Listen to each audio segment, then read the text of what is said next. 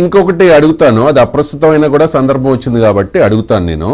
అంటే పవన్ కళ్యాణ్ ఎక్కువగా తిట్టడం అనేది దువ్వాడ శ్రీనివాస్కి మీ భర్త గారికి ఇబ్బంది అయిందా ఈ ఎన్నికల్లో? ఎందుకంటే చాలా అగ్రెసివ్గా జగన్ అండ చూసుకుని మాట్లాడేవారు. ఓకే, పార్టీలే, కానీ ఒక మహిళగా చెప్పండి, పవన్ కళ్యాణ్ ముగ్గురు పెళ్లాల గురించి లేకపోతే వాళ్ళ ఇంట్లో ఆడవాళ్ళ గురించి పదే పదే వైసీపీ నాయకులు టార్గెట్ చేశారు. సో దువ్వాడ శ్రీనివాస్ గారు కూడా, మీ భర్త గారు కూడా పదే పదే పవన్ కళ్యాణ్ని కాస్త శృతి మించే మాట్లాడారు. అది కూడా కొంచెం డ్యామేజ్ చేసింది అనుకోవాలా? ఒక మహిళగా చెప్పండి, వైసీపీ నాయకురాలుగా చెప్పొద్దు, ఒక మహిళగా చెప్పండి. రాజకీయాల్లో ఎవరున్నే నేను ఒకటే అంటాను సార్, ఒక వేలు మనం ఎదుటి వారి వైపు చూపించేటప్పుడు హౌ ఫార్ మనం కరెక్ట్ గా ఉన్నామని ఆలోచించుకొని మనం మాట్లాడాలి.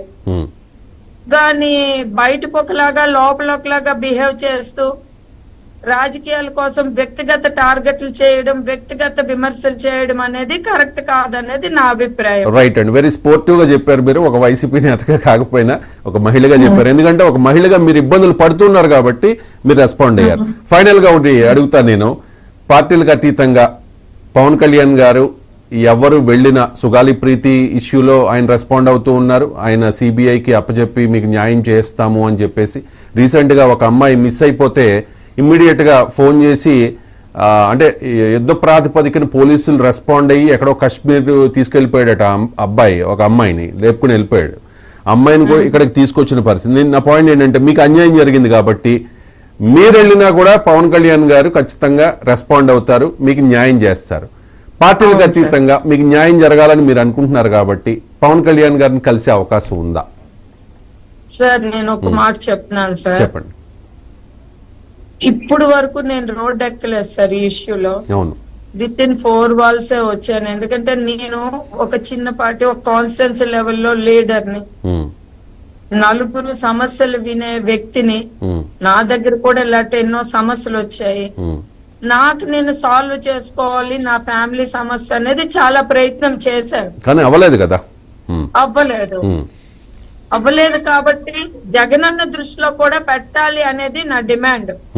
ఇప్పుడు వరకు ఓడిపోయిన తర్వాత జగనన్న దగ్గరికి ఇంతవరకు నేను వెళ్ళలేదు. ఎందుకంటే ఈ పర్సనల్ ఇష్యూస్ తోనే నేను సఫర్ అవుతున్నాను. నాకు క్యాడర్ చెప్పారు, మేడం సార్కి ఒకసారి కలవండి అని కూడా చెప్పడం జరిగింది. నేను టైం చూసుకొని సీఎం జగనన్న దృష్టిలో కూడా పెడతాను. యాజ్ ఏ పొలిటికల్ లీడర్ గా కాకుండా నాకు ఒక బ్రదర్ గా, జనసేన అధ్యక్షులుగా పవన్ కళ్యాణ్ గారి దృష్టిలో కూడా పెడతాను. నేను ఎందుకనంటే శ్రీని గారు పిఆర్పి నుండి కూడా పోటీ చేశారు. చిరంజీవి గారికి కూడా ఇలానే జగనన్న ఎలాగైతే రాముడు దేవుడు పొగిడారో, ఆ రోజు చిరంజీవి లేకపోతే పిఆర్పిలో శ్రీని గారికి టికెట్ రాదు. ఒక ఎమ్మెల్యేగా కూడా ఫోకస్ అయ్యే పరిస్థితులు ఈ నియోజకవర్గంలో శ్రీని గారికి లేదు. ఫస్ట్ టైం శ్రీని గారు ఎమ్మెల్యేగా ఫోకస్ అయ్యారంటే అది పిఆర్పి పార్టీ నుండే ఫోకస్ అయ్యారు. కాబట్టి ఖచ్చితంగా చిరంజీవి గారు కానీ పవన్ కళ్యాణ్ గారిని అంటే మాకు చాలా గౌరవం ఉందండి. అట్లాంటిది ఏమీ లేదు. కాకపోతే ఇది నా ఫ్యామిలీ మ్యాటర్, నా ఫ్యామిలీ ఇష్యూ కాబట్టి విత్ ఇన్ 4 walls ఉండాలి అనేది నేను ట్రై చేస్తాను. విత్ ఇన్ 4 walls అని మీరు అనుకున్నారు, కానీ రోడ్ ఎక్కాల్సిన పరిస్థితి, మీ ఇంటి దగ్గరే మీరు నిరసన వ్యక్తం చేయాల్సిన పరిస్థితి, జగన్ కి మీరు చెప్తాను అంటూ ఉన్నారు. మీ డిమాండ్ ఏంటంటే ఆయన పార్టీ నుంచి సస్పెండ్ చేయాలి, ఆయన ఎమ్మెల్సీ పదవి తీసేయాలి, ఆయనకి అనర్హత వేటు వెయ్యాలి, అది మీ డిమాండ్.